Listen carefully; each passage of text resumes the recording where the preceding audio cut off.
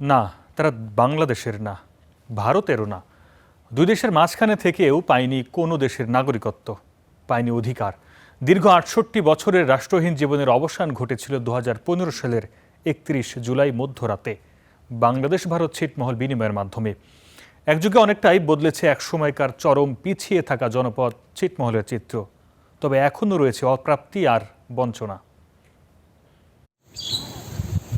এটি পঞ্চগড়ের গাড়াতি ছিটমহল। একসময় নাগরিক সুবিধা বলতে ছিল না কিছুই। পদে পদে বঞ্চনা আর লাঞ্ছনা ছিল ছিটমহলবাসীর নিত্য সঙ্গী। সেসব দিন এখন অতীত। পাকা সড়ক, বিদ্যুৎ, শিক্ষা ও স্বাস্থ্যসেবা সহ পৌঁছেছে নানা নাগরিক সুবিধা। সবচেয়ে বড় অর্জন, একসময়কার রাষ্ট্রহীন মানুষগুলো পেয়েছেন নাগরিক স্বীকৃতি।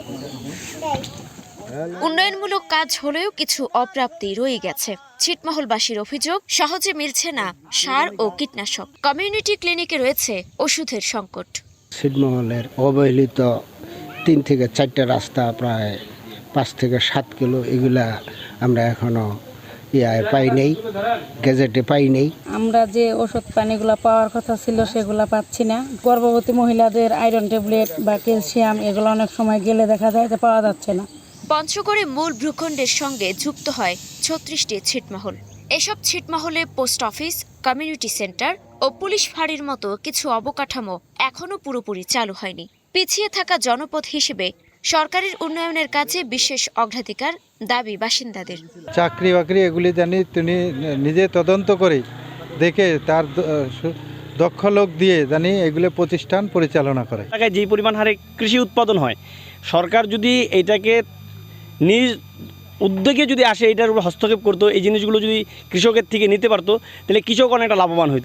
ছিটমহলের বাসিন্দাদের নাগরিক সুবিধা নিশ্চিতে কাজ করে যাচ্ছে জেলা প্রশাসন।